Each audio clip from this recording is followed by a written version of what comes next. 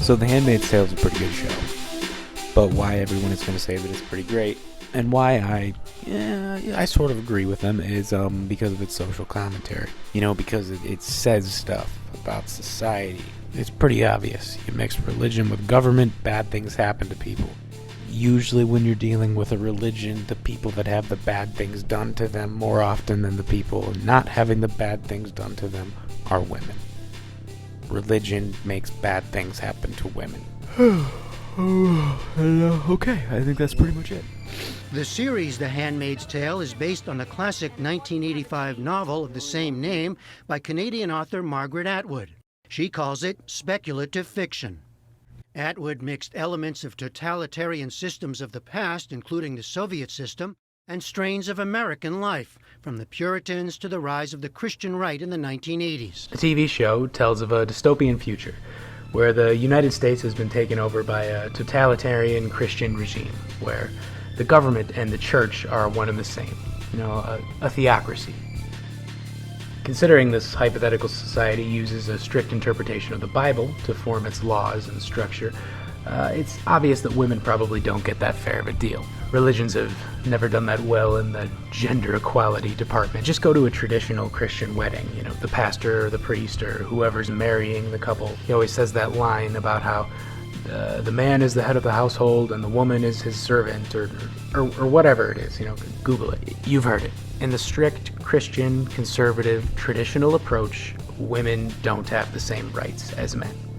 Women, in a way, become property through marriage. They spawn children when the man sees fit, and they stay home to take care of the cave while the man earns their living. This is an outdated way of life that a majority of people can see the faults in.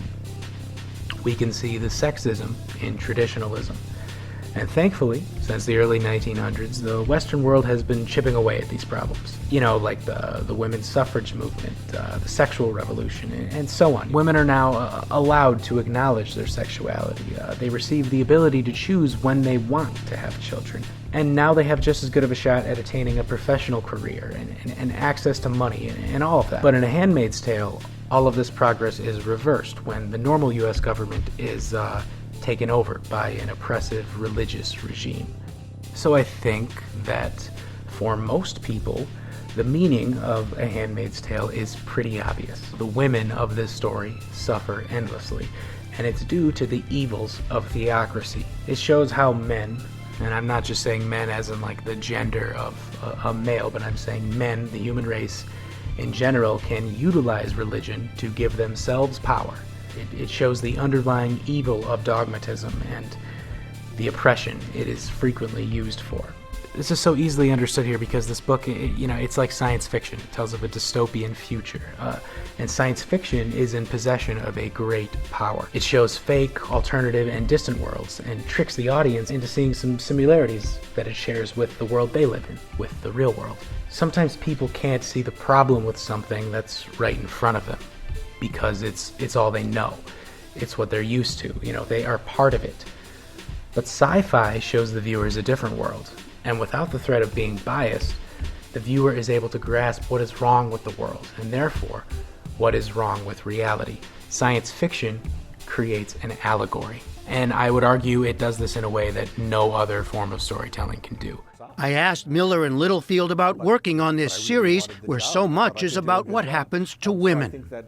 I tried my best, along the way to shore up that part of my personality that I couldn't change, that part of who I am that I couldn't change, by hiring, as many people who were kind of spectacular women's voices, either with Reed Morano, our director, or Lizzie Moss, of course, our star, but also, our writing staff is predominantly women. I think we had all female directors except for 4 out of 5 of our directors for the 10 hours are women. And many of our department heads, wardrobe and production designer, we really built a very strong core of women who brought this show to life, because for that very reason, we're not.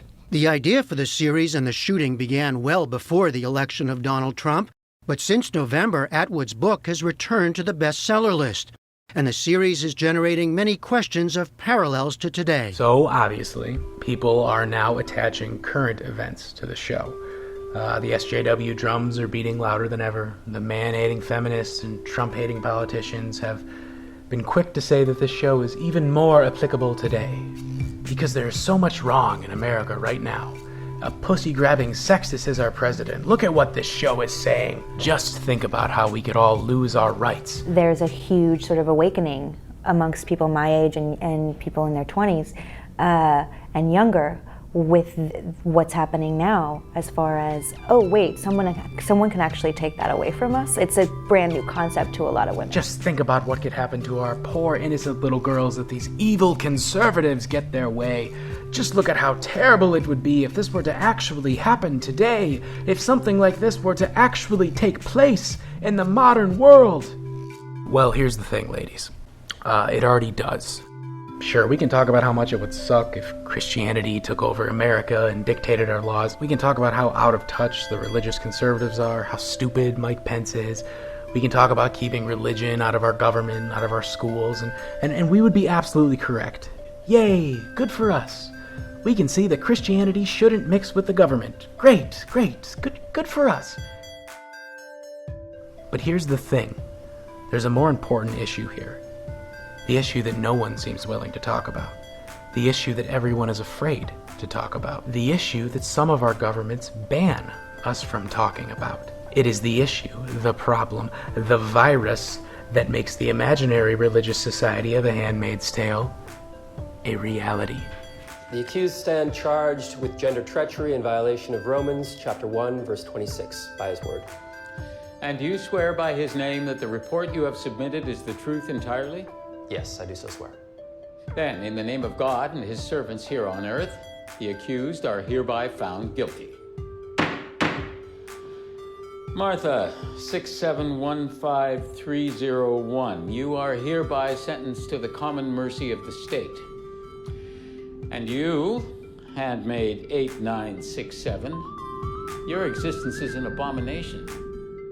But I think it's pretty obvious that for America, The Handmaid's Tale dystopia is far from fucking possible. Gay people aren't going to be executed by an evil theocratic government in the United States. I mean, something like that, that's just, it's, I guess while on this topic though, here are some modern countries where it's illegal to be gay, and a lot of them, gay people are even killed by the government. They're executed. Well, why does this happen? Well, because the government in areas like this, it bases its laws off of a religion. The government is a theocracy. Here are some other fun facts about places like this. You tell me if any of this seems similar to the sexist world of A Handmaid's Tale. Women are not allowed to drive cars. Their word is worth half as much as a man's in court, and they obviously can't own property because they are property. Ladies, I have to let you go. It's the law now. They needed to do it this way. All the bank accounts and the jobs all at the same time. They are forced into sex and procreation whenever their owners see fit.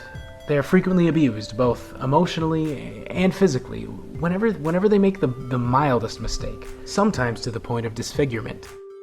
They are forced to shroud themselves in matching cloaks. They must be accompanied by someone when they go out in public. They are never trusted to be alone outside of the house. And then, of course, there's the female genital mutilation, a sacred religious act where the woman's clitoris is cut off for the purpose of preventing her from receiving any pleasure during sex. Now, it doesn't happen to all of the women all the time, but you can be sure that when it does, it is justified by the religion. You won't want what you cannot have. Blessed be the fruit, dear. Women who disobey certain laws of the religion are even killed. Specific words, works of art, books, music are banned. Really anything that isn't directly inspired by the religion. And of course the blasphemers, the people who dare to challenge the ideas of the religion are swiftly executed by the state. Sometimes their dead bodies are even displayed in public, as a way to tell people to follow the rules. But what is the penalty for apostasy? What is the penalty for leaving the Muslim faith? To be honest, I cannot back that point up. Dr. Mukadam, what is the penalty for apostasy? And, before... We keep coming down this apostasy. Give us a quick answer on what is the penalty for apostasy, and then we'll come on the audience one. You very well know, if it's an Islamic country, then the Sharia is very clear. Apostasy is dealt with the death penalty. Thank you, that's all I wanted to hear. I know I've been showing you clips of where this happens in A Handmaid's Tale, but that's not what I'm describing. Today, in actual countries that are recognized by the UN, real societies exist where the concepts of their religion and the rules of their government are one and the same. And because of the strict theocracy, because of the ancient and sexist writing that's found in the book of this religion, women are barely considered a notch above animals. We Westerners are so quick to condemn the ways that Christianity could poison our society, and certainly how it has poisoned our society in the past. But when it comes to the religion of Islam and the current problems it presents, we are silent. And yes, I'm aware that not all women in all Muslim countries are treated this way, but still, a lot of them are. Not all Islamic countries abuse their women, but the ones that are guilty of this only do so because of their religion. This correlation is obvious. If it is Christianity that inspires the sexism in A Handmaid's Tale, then it is Islam, the religion, that causes the sexism in the Middle East. It's not that all members of the religion are bad, but the ones that are bad only act in such a way because of the religion. Refusing to admit this and labeling this idea as somehow racist completely ignores the issue. The British government arresting its own citizens for burning the Quran, claiming that this act is somehow hate speech, will not fix the problem. Making claims that the burqa is about the celebration of a woman's independence, that terrorists aren't getting their evil ideas straight from the scripture, and exclusively granting Muslims a special right to be free from criticism only emboldens them. I don't know how to make a perfect society. I don't even know what a perfect society looks like. But I do know what evil looks like. And I know that we should do everything in our power to minimize evil and to maximize happiness and equality and freedom. If you dislike the sort of societies that inspired the one in A Handmaid's Tale, if you hate the idea of an outdated religion controlling society, controlling the government, oppressing its people, if you oppose the notion that women are inferior, if you are a feminist, if you claim to care about women of all colors and nationalities, then your gaze should sternly fall onto the Middle East.